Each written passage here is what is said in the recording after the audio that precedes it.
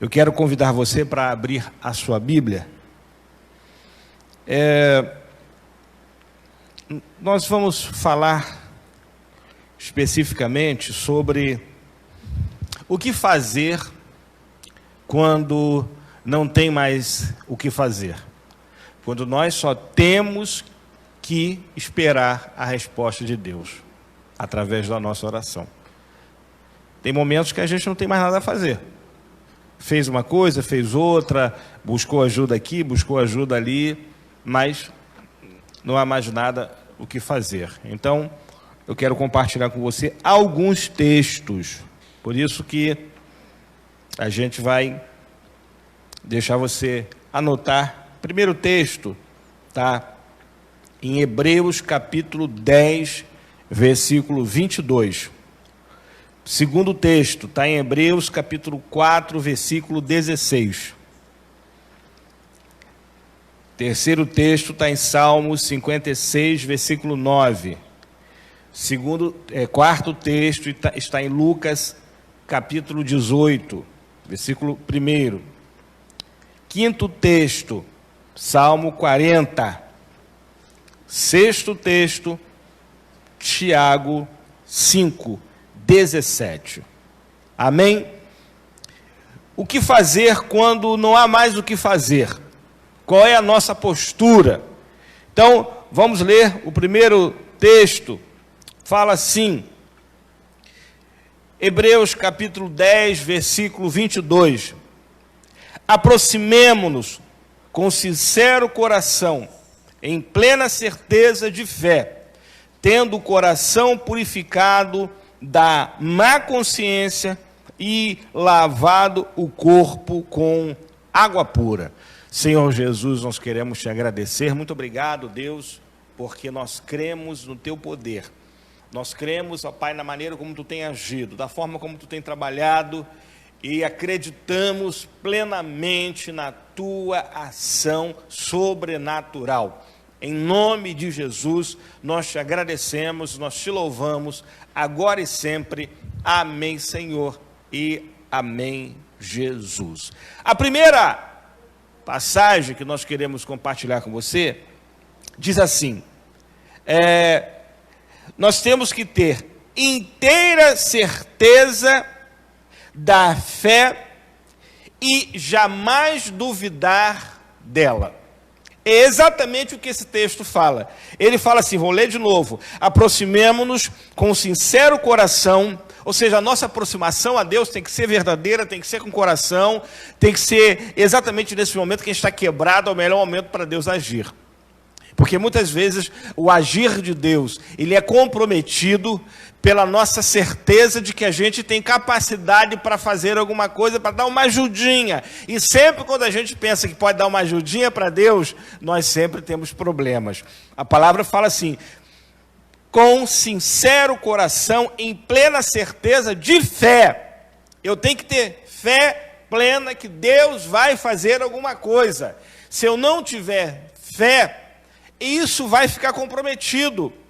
Tendo o coração purificado da má consciência e lavado o corpo com água pura. Paulo fala que a nossa consciência é o limitador da nossa fé. Por quê?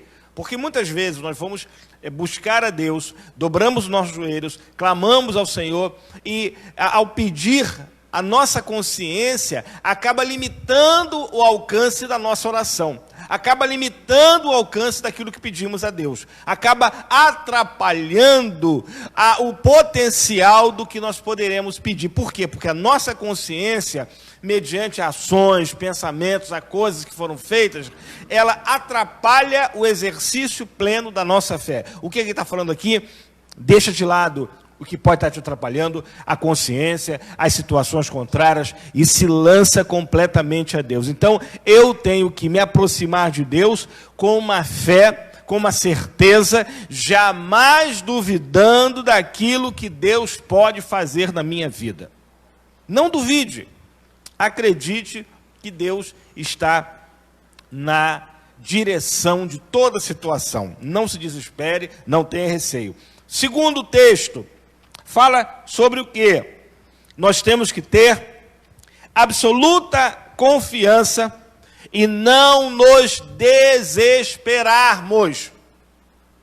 Essa característica é o que nos define, é o que nos diferencia em relação ao mundo. O problema pode estar na nossa frente, a situação adversa pode ter se...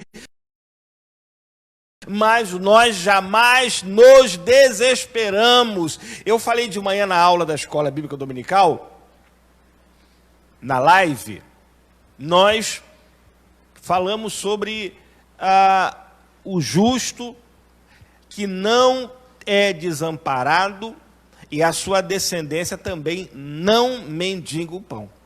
Ou seja, não permita que o desespero tome conta do seu coração.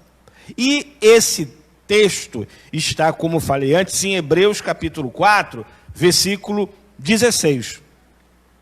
Acheguemo-nos, portanto, confiadamente junto ao trono da graça, a fim de recebermos misericórdia e achemos graça para socorro em ocasião oportuna.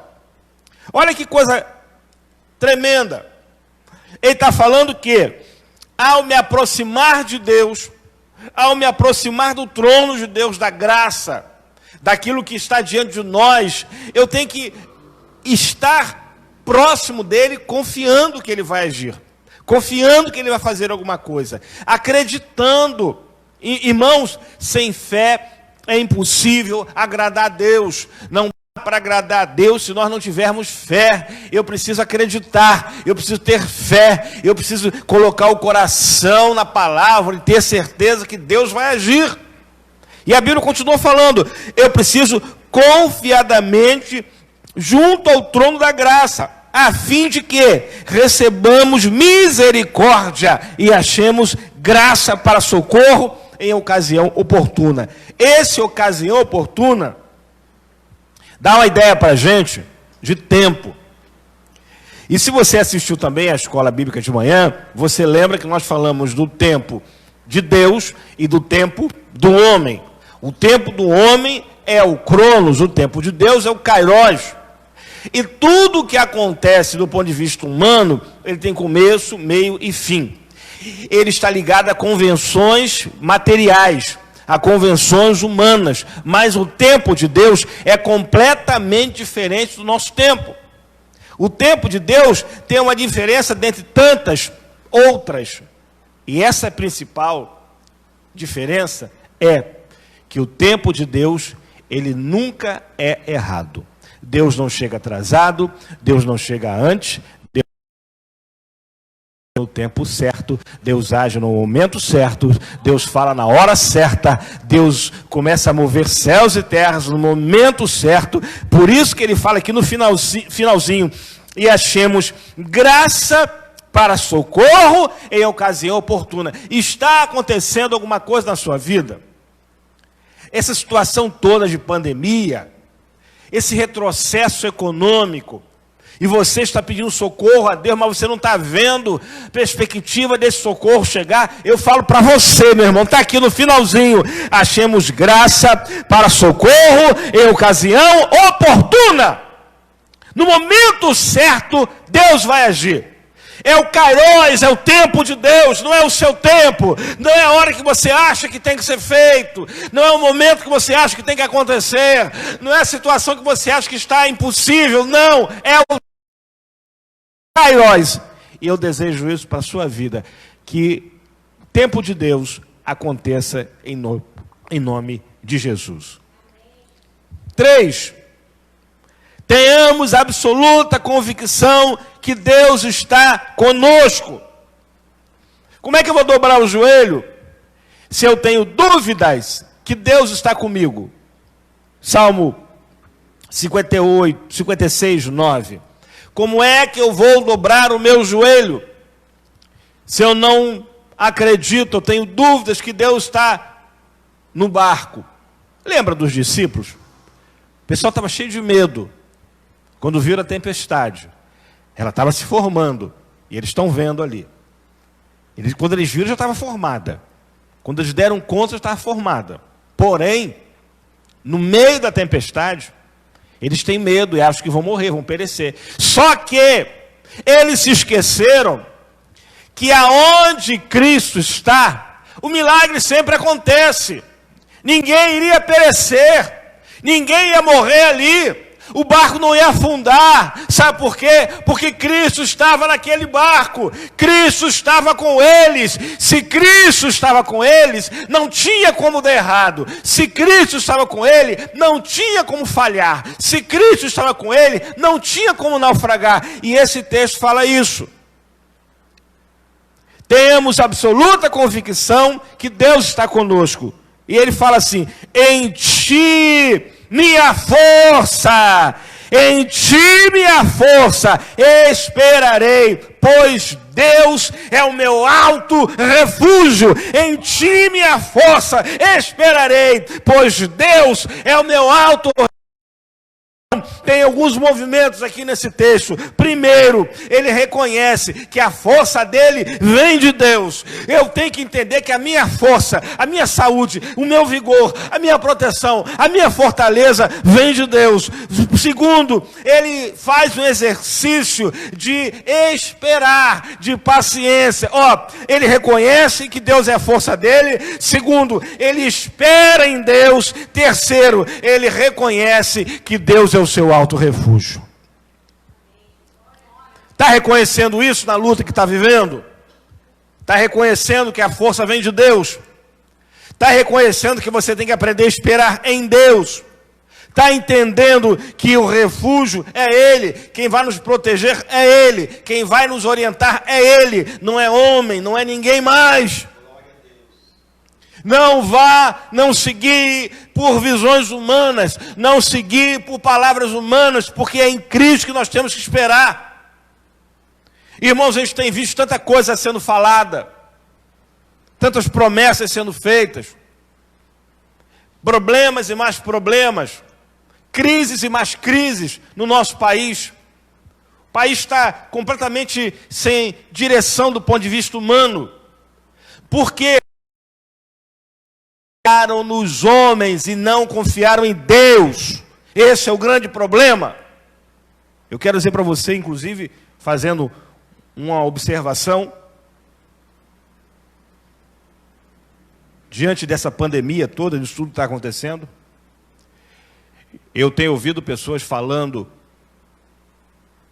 contra essa doença, que a doença é mentira, que a doença não existe. Olha, para ver isso.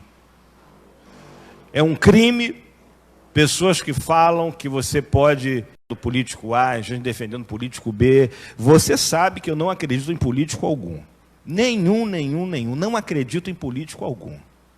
Ah, pastor, mas é uma pessoa de boa intenção, gente de boa intenção. Não existe isso. Não pague com a sua saúde por isso. Hoje eu tive conhecimento, pastor Joilson, que um político aqui de São Gonçalo, estava ou está com os sintomas do coronavírus, pastor. Só que esse político não ficou aqui no hospital público sendo tratado, não. Ele foi para o hospital particular em Niterói para ser tratado. Enquanto o povo se amontoa nos hospitais públicos esperando tratamento. Então, quero dizer para você, a sua força não vem de homens, não coloque a sua vida na mão de um político que não te conhece, que não se preocupa com você, não está preocupado com a sua saúde. Eles estão preocupados com aquilo que eles podem obter de vantagens do Estado. É gente que cresceu tirando vantagens do Estado. Nós temos que acreditar em Deus. Sabe por quê? Está falando aqui, em ti minha força esperarei, pois Deus é o meu alto refúgio. Aleluia, esse é o meu alto refúgio, nele esperarei, em Deus esperarei. Então, aprenda a esperar em Deus, não espere em homens, não vá na cabeça de homens, não coloque a mão no fogo por ninguém, não faça isso,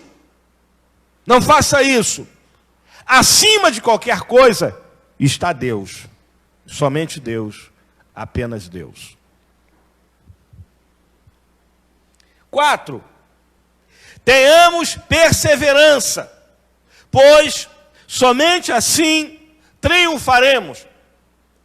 A Bíblia está repleta de casos, meu irmão, de pessoas que tiveram que aprender a perseverar, que tiveram que aprender a lutar pelo que estava desejando, almejando.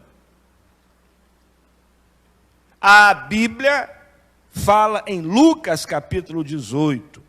Lucas 18.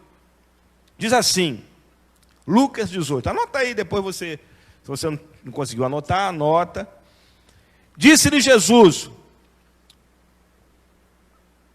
uma parábola sobre o dever de orar, e nunca esmorecer. Olha só, o dever de orar e nunca esmorecer. O próprio Senhor fala que oração é um dever nosso. Na sexta-feira fizemos uma campanha de oração de 12 horas. Foi uma bênção. Alguns irmãos me ligaram, enviaram mensagens falando que durante um bom tempo já não estavam fazendo isso, mas isso acabou estimulando esses irmãos a orar um pouco mais, a clamar um pouco mais. Então, nesse momento, é importante que a gente entenda que para vencer essa fase, só pela graça de Deus mediante a oração e a comunhão com Ele. Não espera a salvação da mão de político, de médico, de autoridade pública, que isso não virá. Não virá. A salvação vem do alto. A graça vem de Cristo. E ponto final. Disse-lhe Jesus, de novo, uma parábola sobre o dever de orar sempre e nunca esmorecer. Ore, meu irmão. Pastor, não aguento mais, eu estou em casa. Esse é o melhor momento. Sabe, eu cheguei a pensar, irmãos, que nesse processo todo que a gente está vivendo, eu cheguei a pensar, meu Deus, agora que a igreja vai ficar em oração todo dia, pastor Joilson.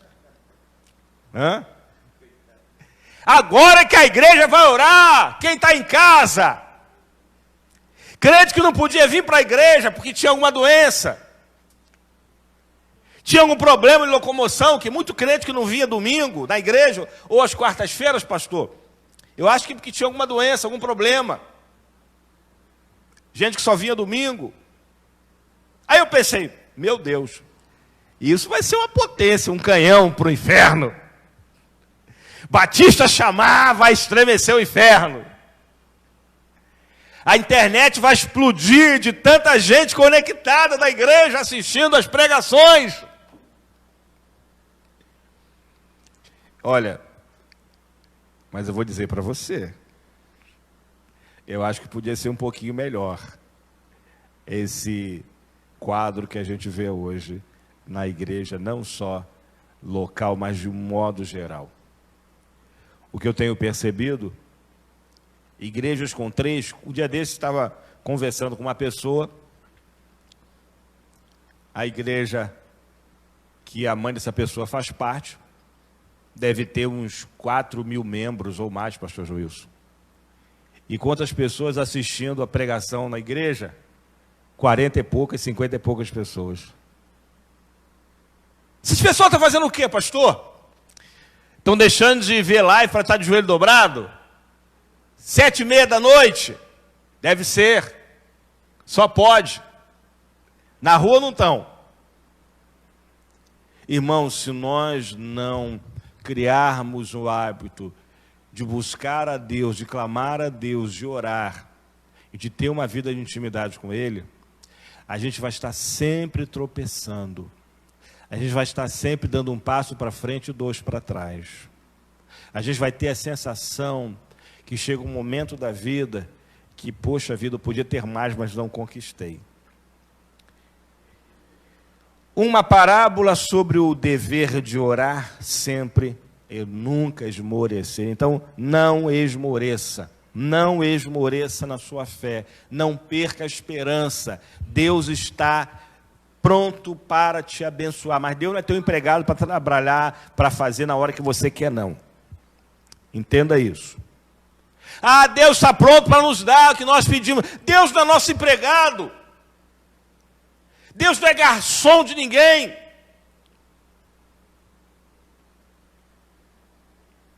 Cinco, tenhamos paciência, pois os santos, os homens e mulheres de Deus do passado, venceram. Olha que coisa. Em Hebreus também fala, eu sempre gosto de ler esse texto, um dia desse eu gravei um pequeno áudio e mandei para o grupo, em Hebreus, falando sobre a perseguição que a igreja sofria no início da era cristã, e o texto fala que eles venceram exércitos, a espada, e chega no finalzinho, que é a coisa mais linda que se pode ouvir quando eles falam, o texto fala assim, e da fraqueza tiraram forças. Sabe o que é isso? Tirar força da fraqueza que está vivendo, da situação que você está enfrentando. Uma pessoa na doença, na enfermidade, na adversidade, tirar força da fraqueza, não é para qualquer um, não. Tem que estar no processo de comunhão com Deus, sim. As pessoas culpam Deus pelos seus próprios fracassos, mas são incapazes de fazer uma análise de si mesmos e analisar e observar e chegar à conclusão que Deus não está agindo plenamente porque falta comunhão, falta fé. Cristo fez milagres incontáveis. Esses milagres que são tratados na Bíblia, irmãos, representam apenas uma fração do que Cristo fez em 3 anos e pouco de ministério. Tem muito mais. É que não havia necessidade de colocar todos os milagres que ele fez na Bíblia. Não havia. Então, quando a gente vê que Cristo agia de maneira sobrenatural e fazia isso para que as pessoas entendessem o poder dele, a gente vê que precisamos ter paciência. E Cristo, quando ele faz os milagres, muitos, e chega numa cidade, ele não pratica os milagres que ele costumava praticar. Aí o pessoal fica tudo em polvorosa. Mas o que houve? Por que aconteceu isso? O que é que está havendo? E vem a resposta. Não houve a operação de milagres naquela cidade. Por quê? Por causa da incredulidade do povo. Aonde há incredulidade, o Espírito Santo não pode agir. Aonde há incredulidade, não há como Deus entrar com providência. Fala aqui, falando dos que venceram. Ao mestre do canto, Salmo de Davi. Esperei confiantemente pelo Senhor. Ele se inclinou para mim, me ouviu quando clamei por socorro. Está na hora de você clamar por socorro, para que o Senhor olhe para você, a exemplo dos homens de Deus do passado, da Bíblia, na nossa história moderna, clamaram e receberam de Deus o escape, a misericórdia e aquilo que precisavam. Porque, irmão, Deus não dá aquilo que a gente pede. Deus dá aquilo que nós necessitamos. Há uma grande diferença. Muitas vezes Deus dá aquilo que a gente pede para mostrar para a gente que está pedindo errado. E a própria palavra fala que a gente sabe muito pouco do que diz respeito a pedir. Pedimos mal, por isso recebemos de acordo com o que pedimos. Vocês pedem mal, é o que a palavra fala, estão pedindo mal. 6. Tiago 5, 17 e 18. Elias, ele foi um homem, eu costumo usar assim, Elias era abusado, eu uso esse termo. Elias era abusado. Se você ver a narrativa da história de Elias, você vai ver que ele não tinha dificuldade com ele, não. Qualquer capeta que se levantasse contra ele, ele ironizava, ele ia para cima, não tinha medo não. Abusado ele. Eu gosto de Elias, intrépido. Ele acreditava plenamente no poder de Deus que estava sobre a vida dele. Irmão, está na hora de a gente tomar para a nossa vida essa autoridade que foi deixada por Cristo para a nossa vida. O próprio Cristo falou que nós faríamos obras maiores do que as dele. Que coisa! Que obra é essa? A obra da propagação do reino dele.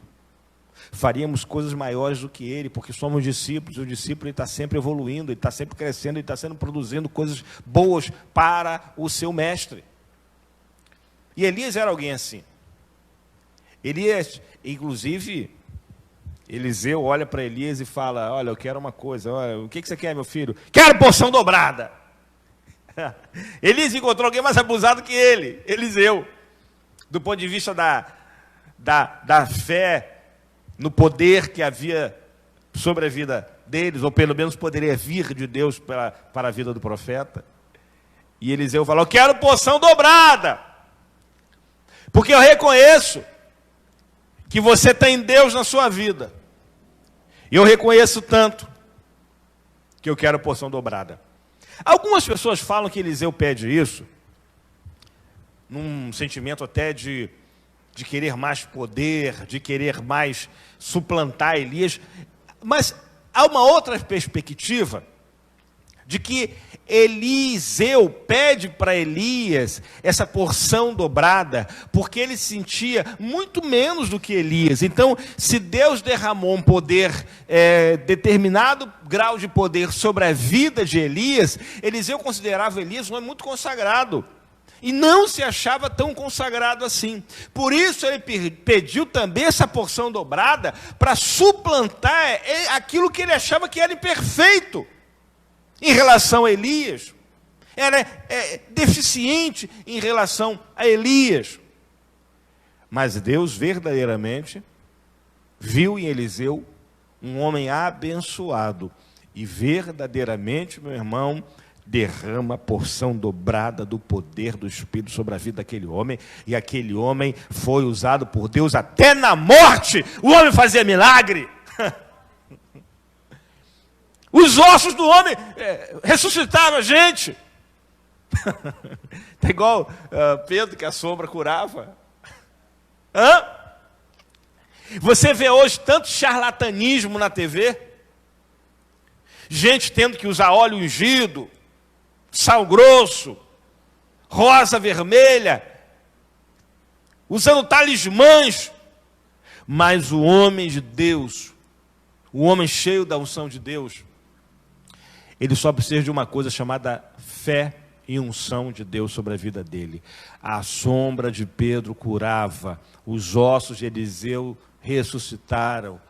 Gente, em nome de Jesus, acredite que o Espírito Santo de Deus é poderoso para fazer coisas grandiosas na nossa vida. Então fala assim, versículo 17. Elias era homem semelhante a nós. Olha o que eu falei.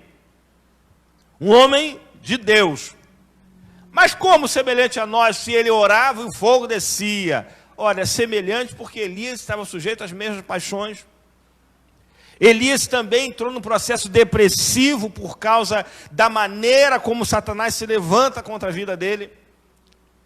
Tem gente que não admite que está com problema. Tem crentes que acham que não pode ter problema. Ah, pastor, eu estou com um problema, eu estou com uma situação, eu não vou falar para ninguém, isso é coisa do diabo, eu estou meio deprimido, isso é coisa do capeta. Não acredite, não pense assim.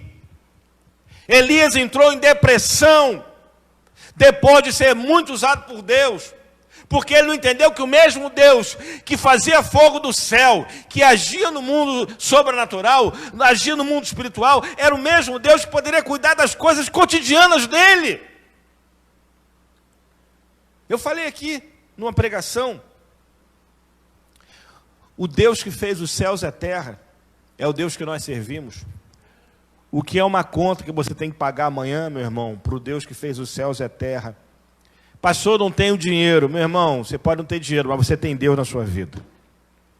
Pastor, se acontecer de Deus não mandar o dinheiro amanhã, Deus vai continuar sendo Deus. Não é porque Ele não deu dinheiro para você pagar a conta que Ele vai deixar de ser Deus na sua vida. Não é porque a porta do emprego se fechou que Deus vai deixar de ser Deus para você.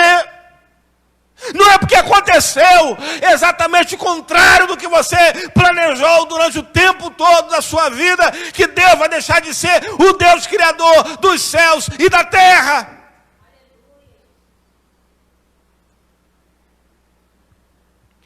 Irmãos, quantos planos frustrados, não é?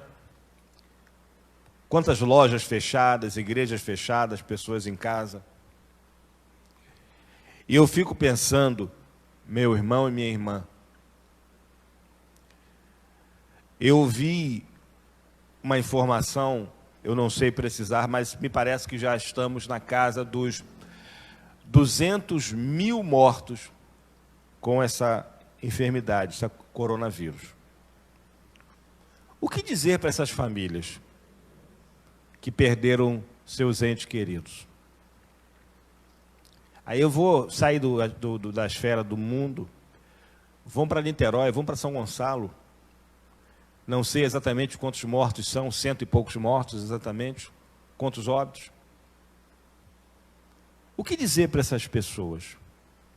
Que Deus deixou de ser Deus na vida delas? O que dizer para alguém que perdeu um ente querido e talvez essa pessoa acreditava que isso não era nada, era uma gripezinha? Será que quem perdeu um parente vai dizer que foi uma gripezinha? Espere em Deus. Deus não te decepciona jamais. Deus não te abandona jamais. O homem pode falhar, o homem pode te abandonar, mas Deus vai continuar sendo Deus sempre na sua vida. Sempre, sempre, sempre na sua vida será Deus, com dinheiro ou sem dinheiro, com saúde ou com doença, na alegria ou na tristeza, na vida ou na morte. Deus será sempre Deus. Paulo já falava isso, nada poderá nos afastar do amor de Deus, nem a doença, nem a fome, nem a nudez, nem a morte pode nos separar do amor de Deus. Elias era homem semelhante a nós, falhos, sujeitos às paixões, sujeito aos mesmos sentimentos. Olha aí. Elias não difere muito de você, de todos nós.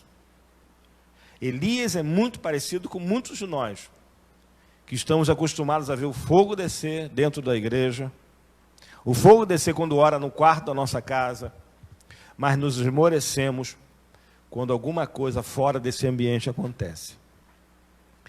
E orou com instância para que não chovesse sobre a terra. E por 3 anos e 6 meses não choveu. Está na hora de nós entendermos que nós temos algo que foi dado por Deus, chamado autoridade espiritual. E quando o homem ora, quando a igreja ora, milagres acontecem. Deus usou aquele homem para que ele profetizasse e mandasse, pela autoridade no Espírito, parar de chover. Deus fala, vai parar de chover. Fala para o povo que vai parar de chover. E só volta a chover quando Deus quis, quando Deus usou aquele homem para isso. E orou de novo, está aqui, ó. E orou de novo. E o céu de Deus fez chuva. E a terra fez germinar seus frutos. Está na hora da gente começar a orar para Deus praticar o impossível. Está na hora da gente orar para Deus mandar embora essa enfermidade que chegou aqui no nosso país, e embora da mesma forma que ela chegou repentinamente, que ela saia repentinamente. Está na hora da igreja entender que a oração da igreja é quem vai trazer paz para essa nação, é que vai trazer libertação para essa nação, é que vai trazer cura para essa nação. Não é político, não é prefeito, não é deputado, não é governador, não é presidente. Essa gente, elas são apenas homens, são falhos, são pessoas que não podemos confiar. É gente que não se espera nada mais do erro. Não se espera, não se pode esperar dessa gente nada mais que o erro, que é motivação por interesses pessoais, meu irmão. Não coloque a sua confiança em homens, não coloque a sua confiança em pessoas, coloque a sua fé em Cristo. E aqui finalizando exatamente isso. Elias era um homem como eu e você, sujeito às mesmas paixões, aos mesmos sentimentos, teve medo, teve receio, fugiu. Às vezes a gente quer fugir, às vezes a gente quer sair, bater em retirada, vou embora, não aguento mais. Vou chutar tudo na minha frente, vou me enclausular em algum lugar. Às vezes dá vontade de fazer isso. Sair correndo, se trancar no quarto, ficar ali 1 ano. 1 mês, 2 meses, até a tempestade passar. Elias fez isso. E qual de nós nunca pensou em largar tudo para ter descanso? Não aguento mais trabalho. É muita perseguição. É isso, aquilo. Tantas coisas, às vezes acontece isso. E a Bíblia está falando aqui, ó, de Elias, sujeito aos mesmos sentimentos. Porém, está dizendo aqui, ó, Elias, que muitas vezes quis largar tudo, ficou depressivo, ficou angustiado.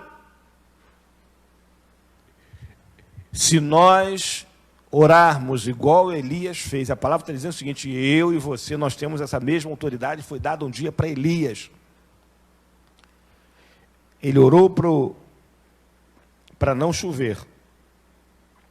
Constância orou para que não chovesse sobre a terra. E Deus fez não chover sobre a terra durante 3 anos e meio. O que acontece? Ele vai novamente ora para Deus abrir os céus.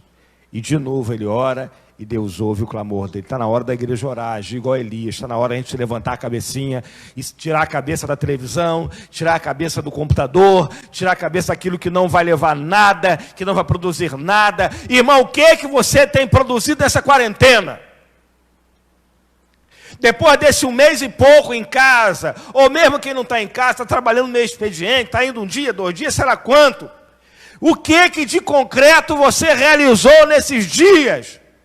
Do ponto de vista daquilo que vai produzir crescimento espiritual para a sua vida. Será que você pode dizer isso?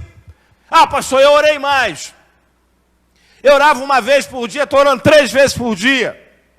Eu orava, jejuava 1 vez por semana, 1 vez por mês. Pior se disser que nem eu jejuava mais, né?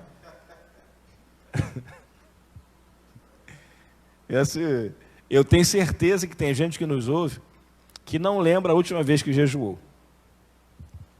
Eu tenho certeza que tem gente que nos ouve que não lembra a última vez que fez um propósito com Deus. Uma vez fui visitar um presídio, muitos anos atrás, mais de 25 anos atrás. E era um presídio militar. Eu encontrei um senhor, na época era o senhor, era mais jovem que ele, óbvio, tinha 20 e poucos anos. E esse moço tinha, deu igual a Elias, largou tudo. Só que ele era policial. Ele era um policial e surtou. E aonde encontraram esse moço? Numa laje soltando cafifo. Aí parou os policiais lá, levaram ele, agarraram ele, e ele completamente desequilibrado. Estava passando por um processo de expulsão. Tem um termo para isso, deserção, enfim. E a gente pregou para ele reconheceu Cristo, ele aceitou Cristo na sua vida. E eu falei, por que você não faz um pacto com Deus? Por que você não entrega a sua vida ao Senhor? Por que você não ora a Deus e clama a Deus, já que você está disposto a viver uma nova vida, para Deus mudar a sua história? E ele falou, vou fazer isso. Eu tenho certeza que eu vou fazer isso, eu vou te ligar, me dá o seu telefone. E ele falando que se Deus fizer isso, eu vou dar um testemunho na sua igreja do milagre que Deus fez. Passou alguns dias ou semanas, não lembro mais, um mês e pouco, eu recebo a ligação. Era o rapaz, era o senhor. Josimar, me dá o endereço da sua igreja. O que é que houve? Porque eu vou pagar o voto que eu fiz a Deus, porque Deus me livrou Deus me manteve na corporação, e glória a Deus por isso. Eu fiz um voto com Deus, eu fiz um pacto com Deus, e Deus honrou a minha fé. Irmãos, nós temos que aprender a fazer isso com Deus. Nós temos que aprender a usar a nossa fé. Nessa noite, meu irmão, só nos resta orar. Eu quero de novo falar para você, coloque a sua fé em Jesus. Não acredite e não espere nada de homens, porque quando a gente espera de homens, a gente só se decepciona. Creia nisso, em nome de Jesus. Aonde você estiver, coloque a mãozinha no seu coração, quero orar com você. Coloque diante de Deus a sua angústia. Se você está com a sua família aí do lado, se você está com sua esposa, com seu esposo, seus filhos, não importa. Faça desse momento um culto doméstico, meu irmão. Faça isso. E peça a Deus o que te angustia. Peça a Deus aquilo que coloca você contra a parede. Que dá um nó na tua garganta aqui, que você não consegue nem falar direito. Coloca diante de Deus. Porque Deus é poderoso para fazer infinitamente mais do que pedimos e do que pensamos. Pai querido, Pai amado, quero apresentar esse teu servo, essa tua serva que diante de ti coloca a tua causa. Em nome de Jesus, queremos declarar a tua graça, o teu poder, a tua unção. Visita agora, Pai querido, esse teu filho, essa tua filha. Visita em nome de Jesus, ó Deus, porque nós cremos que quando tu entra com providência, Satanás tem que bater em retirada. Vai agora nesse lar, vai levando harmonia, vai levando cura, vai levando transformação, vai levando de novo a prosperidade. Se por acaso teu filho está em dúvida, mas a tua palavra fala que tu nunca nos abandona e tu não retrocede nas bênçãos que nos dá, que nos entrega, que nos outorga. Senhor Jesus, muito obrigado. Tira toda enfermidade, todo espírito de morte, toda doença. Trata agora, cura agora, Senhor, aqueles que clamam com fé. Cura agora, Deus, aqueles que buscam o milagre. Cura agora, Senhor, para a honra e glória do teu nome. Amém, Senhor, e amém, Jesus. Senhor, muito obrigado. Nós te louvamos agora e sempre. Amém, Senhor, e amém, Jesus. Irmão, Deus te abençoe rica e abundantemente.